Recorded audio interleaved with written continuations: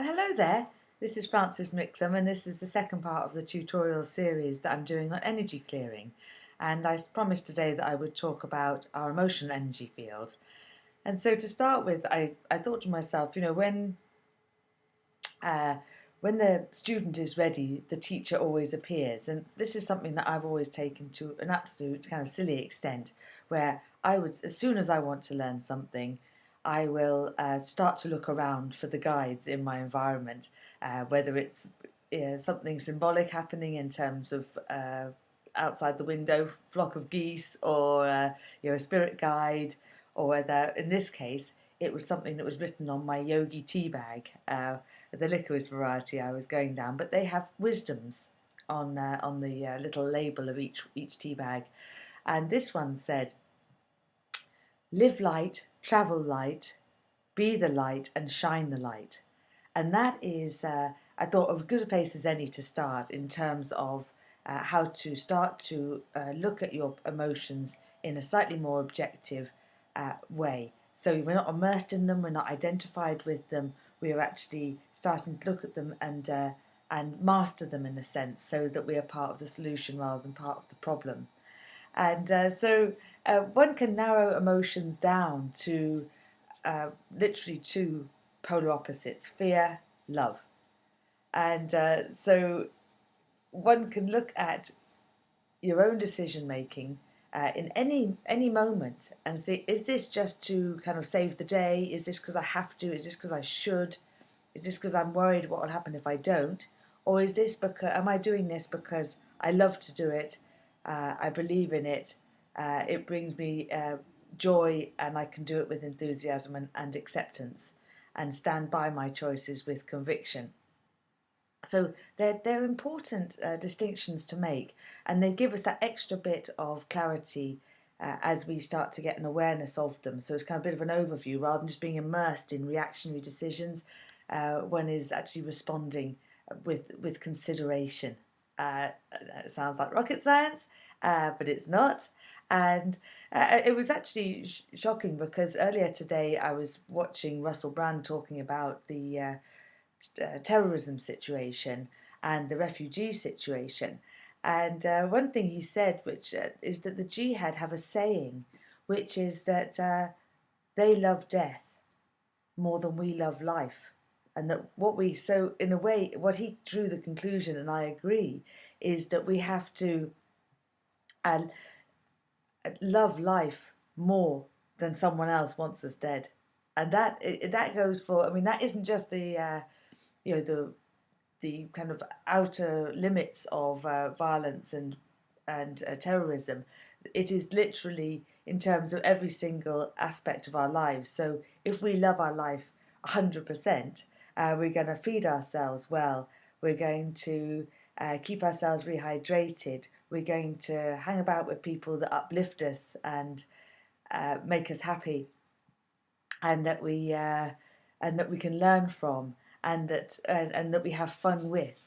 We're going to practice relaxation. We're not going to let external stresses define how our day goes. And so I'm moving quite well on a few of those things today. We've got the avocado and tomato on homemade rye bread, and I've got my yogi tea in my "You're Creating Your Own Reality." I love creating my own reality, in fact, cup. And so all those things go towards building up and understanding that you're going to treat yourself well, and that in a way, the way you think of yourself and you treat yourself is going to be how you are also treated. And so that is food for thought, because if you think about, if we go beyond, say, just the fear as a kind of blanket statement, fear is often generated from having been abused, having lost, and being in a state of grieving, uh, being defensive, not letting love in, all sorts of difficulties that have very valid foundations and justifications as coping mechanisms back in the day. So we have to unravel those.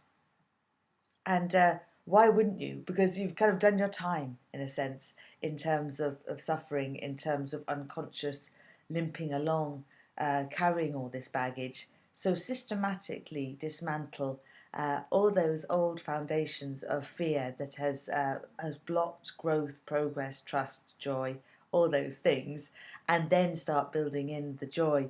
And I don't know if it's a simultaneous process. For me, it was a simultaneous process because I kind of think there's another great expression. It's something like avoid attracts. Avoid attracts something. Anyway, it doesn't matter, except for you can imagine if you clear every cell in your body of grief, abuse, fear, you're going to have all these receptor sites clear for a moment. And in that window of opportunity, you need to introduce them to receptivity to another range of things, as in joy, acceptance, and enthusiasm, because otherwise you're likely to recreate the same thing because you still only recognize it. That is the way that the receptor sites of cells actually work, is that they are geared to only see what they know. So they wouldn't even recognize anything that's off that radar. So we need to implant those good ideas, and we need to imprint those thoughts on our minds, so that when the time comes, which should be hopefully shortly afterwards, you start to be reflected back by what your cells are now receptive to receiving, which has got to be a good thing. So that's what I'm clearing today. The way you go about it, you have your pendulum, you start swinging it in the clockwise direction. Any old thing will do, remember. So if you just happen to have a key and a bit of string, that'll absolutely do nicely. And set it off. Set it off with the clearing, set it off with the swinging, because you can pretty much guarantee that there will be some unconscious pain locked in there somewhere. And maybe you've done a huge amount of work. I know I have. And maybe I've never looked at it like this before. But either way, there'll be a little bit of unconscious pain. And so you don't need to get stuck going, oh, do I have anything like that? Do I have any disturbance in my emotional energy field? Of course you do, because that is how we've kind of created ourselves. We've basically adopted all sorts of experiences and feelings and they've become who we are, and attracted every single life experience. So whatever we're doing, even if you feel like you've dealt with all the difficulties that you had in the past, it is still an opportunity to bring your future creations into consciousness. So instead of kind of a hapless repeat of karma or sadness or highs and lows or whatever the patterns are, you can actually choose what's going to happen next by literally on a cellular level, setting yourself up for a little bit of joy and happiness. And it's not all just for one's individual sake. We are collectively creating our reality. And so I even gathered from a book that I loved called The Palladian Agenda by Barbara Hand Clough that the moon reflects back the emotional memory banks of the planet. And I thought, crikey, that's some heavy stuff. I bet that's some heavy stuff, which is possibly why there's so much chaos around the full moon. But instead of, so we need to fill those memory banks with a broader, easier, more relaxed, compassionate, gentle energy than the resistance to the difficulties of the past, which is what we've been resonating out unconsciously to date. So, and on a closer to home front, if we know about all the desperate things that are happening in terms of people in dire need and desperate situation, having had their entire country ruined through climate change, drought, all from which we all have participated, and then we also have the desperate mistreatment of them once they actually get to somewhere which could potentially be a safe place to rebuild their life or to rebuild their own home. Either or, you end up with a situation where there is a lot of pain building and escalating. So we have to inject into that even more love. We have to love our lives. We have to love life on a very general level, that we see the value in it on many levels. The value is in terms of many hands make light work, that we can stick together. That's a lot of heartbeats. All those heartbeats can be joined in through compassion, through unconditional love, through collaboration, cooperation. So there's a mixture of kind of spiritual understandings and very practical, tangible actions that we can take to reconnect more and more to the value of life. And then that can all be reflected back in all sorts of brilliant policies and all sorts of miraculous resolutions for the situations that everybody on the planet is facing right now. So it's a big deal. Basically, what I do is I started swinging, and I suppose the way I would have started was I would always do one for myself first. So for me, there was an awful lot of grief. And I thought that's kind of colouring my every next experience by getting away creating by mistake more things to grieve. So I cleared all the grief out of my system.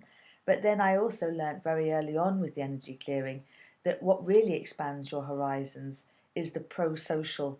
And now people don't even know what pro-social is, which is quite funny. I didn't even know the word, but it's basically the opposite of antisocial. It's when you actively do something to benefit somebody else. So I would do something for myself, I would do something for a friend or family member, and then I would also do something for a wider scale situation. So sometimes it would be, can I clear all the foundations of violence? Can I clear all the foundations of fear? Can I clear all the foundations of rage? And so it could be, or can I clear all the attachment to the old diet of eating meat? So it doesn't matter what it is, but you can actually inject a lot of love, attention, acknowledgement, and compassionate kind of acknowledgement of these situations, whether they be on the micro or on the macro scale, and then you really start to see the ripple effect.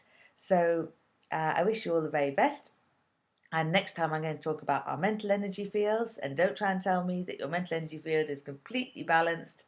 You're never troubled by worrisome thoughts. No, that never happened to you. Even if you're not, even if you've got yourself completely mastered, you've got a fantastic positive attitude, there is still a lot we can do with our mental energy. We can use it as a faculty, and we can also clear the persistent, repetitive thoughts that aren't even our own. Let's get rid of those for starters. So I'll speak to you next time. And if you want to get in touch, my website is HealingByFranc.com. If you want to know more about it and have go systematically through from the old paradigm to the new, you can get my book, which is on Amazon, which is How to Live as One by Frances Micklem. And obviously I'm on Facebook as well. Who isn't these days? And I'd be happy to speak to you and help you with that journey if I can be of assistance. Bye.